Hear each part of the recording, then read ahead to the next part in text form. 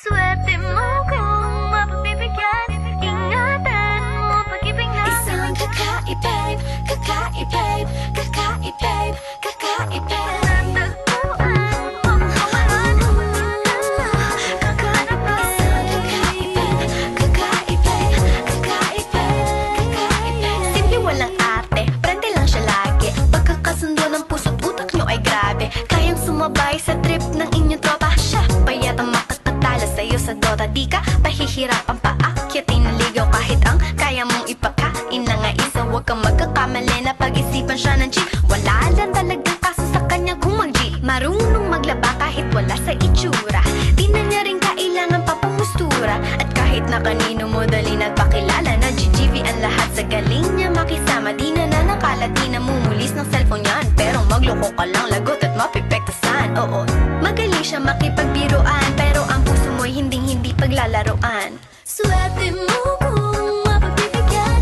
Ingatan mo ang pag-ibig na Isang kakaibib, kakaibib, kakaibib, kakaibib. natagpuan mo pagkawalan. Minsan lang makahanap ng Isang kakaibib, kakaibib, kakaibib, kakaibib. Simple lang pumorma pero swabe ang dating. Sa lahat yata ng bagay hanip grabe ang galing. Chick na mahin hindi makabasag tinggan. Pero sa basketball tambak hindi ka papagbigyan. Di na niya kailangan ng kayo nga para puso mo ay kanyang makuha.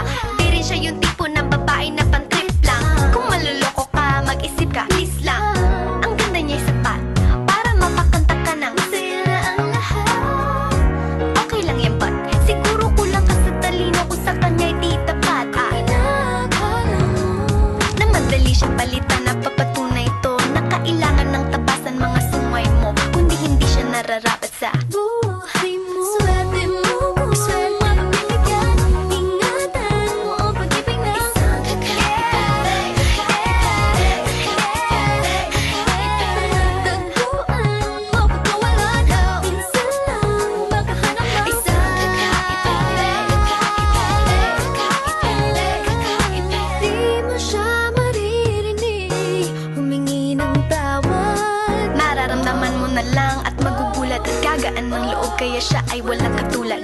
Di siya yung babae na masasabing tipikal.